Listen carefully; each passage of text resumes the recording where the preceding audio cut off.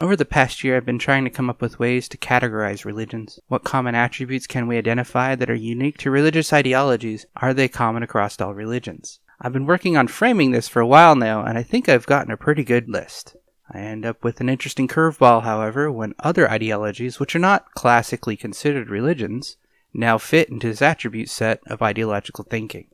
One of the main aspects of religion, or religious thinking, is the denial of reality in favor of one's opinion of what is true and what is not. In the most common religions, such as Islam and Christianity, you will find a strict denial of evolution, along with alternatives that go a little something like this. Dust. Wind. Dude. Science has demonstrated this to be false, and as much evidence as we have in favor of evolution, there are those that are dead set against such things because it damages their beliefs. In other words, they deny reality in favor of their opinions and beliefs. Faith, it seems, is a requirement, where one pretends to know something that they don't, as Peter Boghossian puts it. So I wondered if this could be applied to socio-political views, such as the staunch feminists or the social justice movement. Is there commonality, or do they truly have valid points in their cases? While this isn't a formal hypothesis, mainly because they argue with anything that disagrees with them, so it's difficult to nail down any one subject. For those subjects that have been specified, much like the religious views, when debunked, they fight any way they can, regardless of the evidence against them. From the wage gap to evolutionary psychology, the core of the new secular religious movement seems to be the feminist view, which has attempted to ground itself in scientific discovery. The problem with that is that any alternative theory is automatically dismissed because it doesn't conform to their beliefs, much like the religious do with evolution. I decided to dive deeper in the area of psychology that I've lightly touched upon in my own studies, and I have a keen interest in because it aligns with much of what we see in other species across this vast planet. Evolutionary psychology has been under constant scrutiny along philosophical lines over the last 20 years. Its opponents have gave a telling criticism that makes me hypothesize that feminism has indeed become a religion. What kind of religion I have yet to attempt to define, but it has many aspects of the other religions. For example, an article published on Psychology Today by Sarah Bluston on November 1st, 2000, quotes self-identified feminists as stating they felt a call to action to combat evolutionary psychology because it disagreed with them. They wanted to put out the fires, as a direct quote, to evolutionary psychology because it posed to them with regards to behaviors between sexes, including sexual attraction, things that did not align with their narrative, meaning that men act like men because they have a part of evolutionary psychology that drives them toward specific body types and figures, and women are attracted to men that are more aggressive because those tended to be the ones that would survive. Things like this, they flat out deny, even though there's some evolutionary aspect of why this would be favored before we became a civilized society. The very telling piece of that quote is they needed to come up with alternative solutions to the question of origins. Origins, in this case, being human behavior. What I find interesting is even evolutionary psychologists agree that there is an element to social influence in behaviors. However, that social influence is a part of the human environment.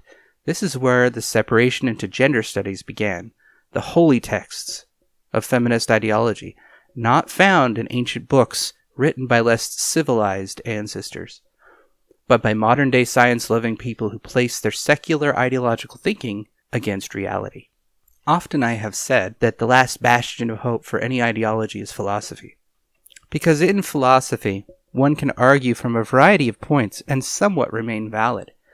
Yet philosophy doesn't necessarily lead to truth. Just ask those who argue with the cosmological argument, the teleological argument, or any other manner of God exists philosophical arguments that avoid the very necessary epistemological approach to prove the claim is true. In this we find feminists attempt to creating alternatives to evolutionary psychology because they simply don't like the results of the studies that have been done so far.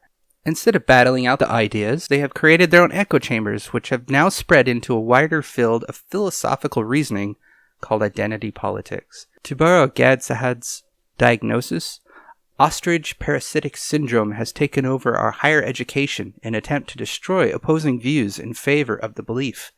This too is another trait of the religious mind, attempting to reach children and indoctrinate them into the beliefs before they are capable of reasoning for themselves. Much like the 414 window movement that Christians have created to get to the children's mind, feminists have created required coursework in college campuses where people must attend diversity training. See Computing Forever's videos linked in the description about Ohio State and what they have done to seize the minds of the youth. He sometimes reads letters given to him by his fan base, where he tells stories about people being subjected to feminist ideology in as little as middle school in some countries. Some believe it has spread throughout the secular world because without a belief in God, you must have a belief in something.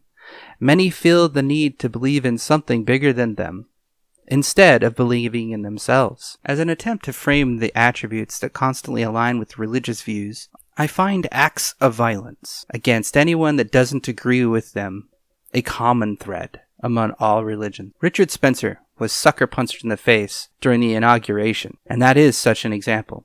There are other examples as well where violence has occurred to people because they did not agree with the new religious opinion. Our lower primate brain has a fight or flight mechanism when it is challenged or we feel threatened. When you feel somebody is threatening part of your core identity, you will see irrational behavior. The final act is always violence against another human because they do not belong to your tribe. There is one last attribute that aligns all religions in so much that they seek to be the victim and claim to be the oppressed when it comes to anybody that disagrees with them. The Christians often cite scriptures saying that the Christians shall be persecuted, and it is happening right now, and that Jesus had foretold of their persecution, and this is just another prophecy coming true. Islam, too, similarly has these type of verses, where the Muslims shall be persecuted, and it is a sign that they are in the right. All other religions have a similar theme, where persecution or an attack upon the core identity that binds this group together is perceived as a threat, and so they must act accordingly. Feminism, too, has this mechanic. One need not look any further than the Women's March to see the claims of oppression, victimization, maltreatment, marginalization, and a variety of other claims, which are synonymous with persecution. And yet in the same stroke, you see the most equal, the most free, and the most liberal societies that allow women equal rights among men are the most boisterous and loudest groups. In the end, the acts of violence is the final trait I would put for any religion. And instead of condoning acts of violence, which any civil person would, the religious would back up and defend that violence, because it is against their religion that the other person is speaking. Thus, they must be shut down through whatever means necessary.